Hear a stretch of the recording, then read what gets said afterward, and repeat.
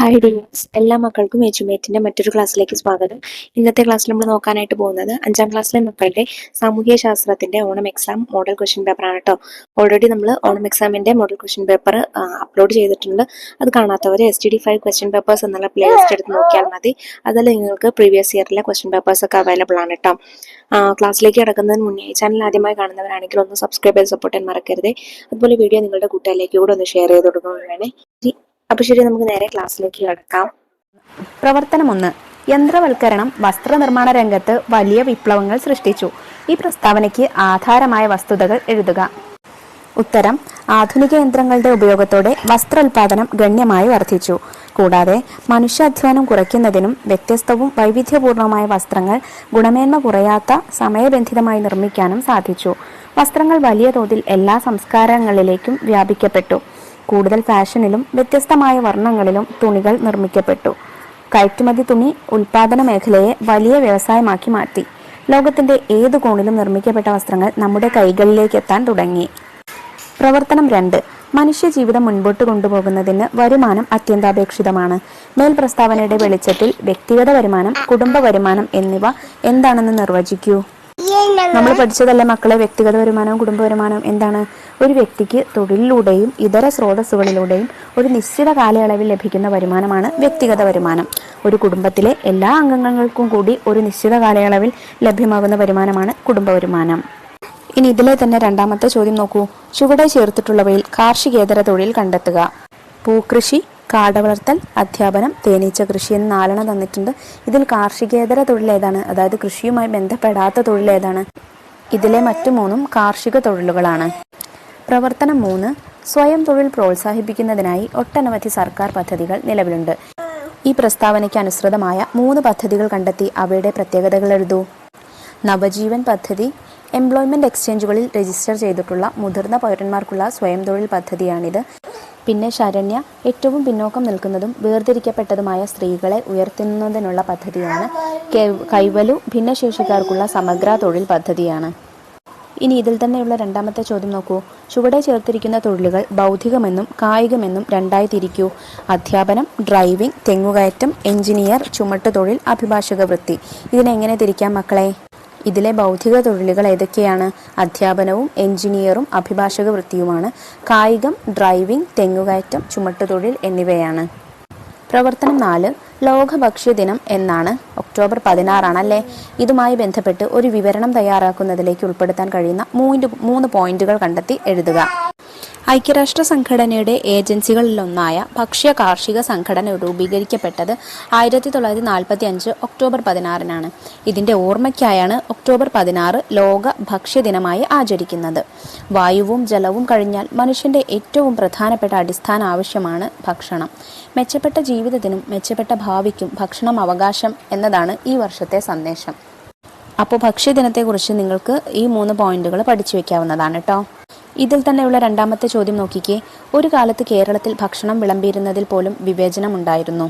മേൽപ്പറഞ്ഞ പ്രസ്താവന ഇന്നത്തെ സാഹചര്യവുമായി താരതമ്യപ്പെടുത്തി നിങ്ങളുടെ അഭിപ്രായം എഴുതൂ. ഇന്നത്തെ ഭക്ഷണ രീതി മിശ്രഭോജന രീതിയാണെന്ന് തന്നെ പറയാം. ജാതിയുടെയോ മതത്തിൻ്റെയോ വേർതിരിവുകളില്ലാതെ എല്ലാ മനുഷ്യർക്കും ഒരുപോലെ ഭക്ഷണം വിതരണം ചെയ്യുന്ന രീതിയാണ് ഇന്നുള്ളത്. നാട്ടിൻപുറത്തെ കാപ്പിക്കടകൾ മുതൽ വലിയ ഹോട്ടലുകളിൽ വരെ എല്ലാവരും ഒന്നിച്ചിരുന്നു കഴിക്കുകയും ഒന്നിച്ചു കൂടുകയും ചെയ്യുന്ന രീതിയിലേക്ക് നമ്മുടെ സമൂഹം വളർന്നിരിക്കുന്നു. കൂടാതെ വിവിധ മതവിശ്വാസങ്ങൾ, ആരാധനാലയങ്ങൾ, വിവാഹ സൽക്കാരങ്ങൾ തുടങ്ങിയ ഇടങ്ങളിലെല്ലാം ഭക്ഷണ വിതരണത്തിൽ സമത്വം നിലനിൽക്കുന്നു. പ്രവർത്തനം 5. തീയുടെ ഉപയോഗം മനുഷ്യജീവിതത്തിൽ വലിയ മാറ്റങ്ങൾക്ക് വഴിതെളിച്ചു. ഈ പ്രസ്താവനയ്ക്ക് ആധാരമായ വസ്തുതകൾ എന്തൊക്കെ? തീയുടെ ഉപയോഗം ഭക്ഷണം പാകം ചെയ്യുന്ന സാഹചര്യത്തിലേക്ക് മനുഷ്യനെ കൊണ്ടെത്തിച്ചു. ഭക്ഷ്യവസ്തുക്കൾ തീയിൽ വേവിച്ചെടുക്കാൻ കൂടുതൽ രുചികരമെന്ന് അവർ കണ്ടെത്തി. ക്രമേണ തീ നിയന്ത്രിച്ചുപയോഗിക്കാനുള്ള ശേഷി മനുഷ്യൻ സ്വായത്തമാക്കി. വന്യമൃഗങ്ങളിൽ നിന്നും രക്ഷ നേടാൻ തീ ഉപയോഗിച്ചു. ഇതിൽ തന്നെയുള്ള രണ്ടാമത്തെ ചോദ്യം. മറ്റു രാജ്യങ്ങളിൽ നിന്നും ഇവിടെ എത്തിച്ചേർന്ന് നമുക്കിടയിൽ പ്രചരിച്ച ഏതെങ്കിലും 4 ഭക്ഷ്യവിഭവങ്ങളുടെ പേരെഴുതുക. ഒരുപാട് ഭക്ഷ്യവിഭവങ്ങൾ നമ്മൾ നമ്മുടെ ടെക്സ്റ്റ് ബുക്കിൽ പഠിച്ചിട്ടുണ്ടല്ലേ. അതിലേതെങ്കിലും 4 എഴുതാനാണ് പറഞ്ഞിട്ടുള്ളത്. ഏതൊക്കെ എഴുതാം? ആഫ്രിക്കയിൽ നിന്ന് വന്നിട്ടുള്ളതാണ് തണ്ണിമത്തനും വാളൻപുളിയുമെല്ലാം. അതുപോലെ ചൈനയിൽ നിന്ന് വന്നിട്ടുള്ളതാണ് കാപ്പി. ചൈനയിൽ നിന്ന് വന്നിട്ടുള്ളതാണ് നെല്ല്. പിന്നെ അതുപോലെ തേയിലയും. എത്യോപ്യയിൽ നിന്ന് വന്നിട്ടുള്ളതാണ് കാപ്പി. പ്രവർത്തനം 6. മൃഗങ്ങളെ ഇണക്കി വളർത്താനും സസ്യങ്ങളെ പരിപാലിക്കാനും ആരംഭിച്ചതിലൂടെ എന്തെല്ലാം മാറ്റങ്ങളാണ് മനുഷ്യജീവിതത്തിൽ ഉണ്ടായത്? വിശദമാക്കുക. ഉത്തരം: മൃഗങ്ങളെ ഇണക്കി വളർത്താനും സസ്യങ്ങളെ പരിപാലിക്കാനും ആരംഭിച്ചതോടെ മനുഷ്യന്റെ ജീവിതം കുറച്ചുകൂടി കുടുംബ കേന്ദ്രീകൃതമായി എന്ന് പറയാം. സസ്യങ്ങളുടെ പരിപാലനം കാർഷിക വൃത്തിയിലേക്ക് നയിച്ചിട്ടുണ്ടാകാം. അലഞ്ഞു തിരിഞ്ഞു നടന്നിരുന്ന മനുഷ്യൻ ജലലഭ്യത സൗകര്യമുള്ള ഇടങ്ങളിൽ സസ്യങ്ങളുടെ ജലസേചനം ഉറപ്പുവരുത്തുന്നതിലേക്ക് സ്ഥിരതാമസം ആരംഭിച്ചു. ഇത് പ്രധാനമായും നദീതീരങ്ങളിലായിരുന്നു. ഭക്ഷണത്തിനു വേണ്ടി അലഞ്ഞു തിരിഞ്ഞു നടന്ന സമയം നഷ്ടപ്പെടുന്ന വിധി അവസാനിക്കുകയും മറ്റു ആവശ്യങ്ങൾക്ക് വേണ്ടി കൂടുതൽ സമയം ചെലവഴിക്കാനും സാധിച്ചു.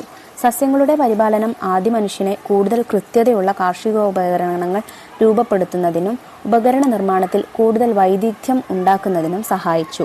മൃഗങ്ങളെ ഇണക്കി വളർത്താൻ തുടങ്ങിയതോടെ മാംസത്തിനു വേണ്ടി മാത്രം കണ്ടിരുന്ന മൃഗങ്ങൾ എന്നതിലുപരി കുടുംബജീവിതത്തിൻ്റെ കൂടെ ഭാഗമായി ഈ മൃഗങ്ങൾ.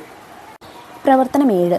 അപ്പുവും വിക്കിയും ഒരേ നഗരത്തിലാണ് താമസമെങ്കിലും അവർ ആ നഗരത്തെക്കുറിച്ച് വ്യത്യസ്ത അഭിപ്രായം പ്രകടിപ്പിക്കാനുള്ള കാരണം നിങ്ങളുടെ അഭിപ്രായത്തിൽ എന്തായിരിക്കും?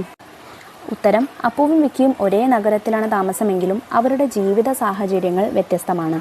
തികച്ചും സമ്പന്നമായ സാഹചര്യത്തിൽ കഴിയുന്ന വിക്കിക്ക് ആധുനികമായ എല്ലാ സുഖ സൗകര്യങ്ങളും മാതാപിതാക്കൾ നൽകിയിട്ടുണ്ട്. അതുകൊണ്ട് തന്നെ ആ സൗകര്യങ്ങളെല്ലാം തന്നെ ആസ്വദിച്ചുകൊണ്ടാണ് വിക്കി ജീവിക്കുന്നത്. എന്നാൽ അതേ നഗരത്തിലെ ഒരു ചേരിയിൽ മതിയായ ജീവിത സൗകര്യങ്ങളില്ലാതെ മലിനമാക്കപ്പെട്ട ഒരു പരിസരത്തിലാണ് അപ്പുവിൻ്റെ ജീവിതം. ആ പരിസരം ഒരിക്കലും അവന് മാനസികമായ സന്തോഷം പ്രദാനം ചെയ്യുന്നില്ല. അതുകൊണ്ടാണ് വൃത്തിയുള്ളതും ആൾത്തിരക്കിനെ ബഹളമില്ലാത്തതുമായ ഗ്രാമത്തിൻ്റെ ഭംഗിയിൽ അവന് കൂടുതൽ താല്പര്യമുണ്ടായതും നഗരത്തെക്കുറിച്ച് വിക്കിയിൽ നിന്നും വ്യത്യസ്തമായൊരു അഭിപ്രായം പ്രകടിപ്പിച്ചതും. ഇതിൽ തന്നെയുള്ള രണ്ടാമത്തെ ചോദ്യം നോക്കൂ. എൻ്റെ നാട്ടിലെ ഉല്ലാസങ്ങൾ എന്ന വിഷയത്തിൽ തയ്യാറാക്കുന്ന സെമിനാർ പേപ്പറിലേക്ക് ഉൾപ്പെടുത്താൻ നിങ്ങൾ നിർദ്ദേശിക്കുന്ന വിഷയമേഖലകൾ എന്തൊക്കെയായിരിക്കാം? ഏതെങ്കിലും 4 എണ്ണം എഴുതുക. പരിസ്ഥിതിയെക്കുറിച്ചോ ഭക്ഷണ രീതികളെക്കുറിച്ചോ കളികളെക്കുറിച്ചോ ആഘോഷങ്ങളെക്കുറിച്ചോ ഒക്കെ നിങ്ങൾക്ക് അതിൽ ഉൾപ്പെടുത്താവുന്നതാണ്. പ്രവർത്തനം 8. ചർക്കയും ഖാദിയും നമ്മുടെ സമരായുധങ്ങൾ. ഇതുപോലെ വസ്ത്രം സമരായുധമായി മാറിയ കാലത്തിൻ്റെ സവിശേഷതകൾ കാണിച്ചുകൊണ്ടുള്ള പോസ്റ്ററുകൾ തയ്യാറാക്കൂ. നോക്കിക്കേ മക്കളെ, 2 പോസ്റ്റർ ഞാനിവിടെ എഴുതിയിട്ടുണ്ട്. ചർക്ക തിരിക്കാം, ഖാദി ധരിക്കാം, സ്വദേശിക്കൊപ്പം സഞ്ചരിക്കാം.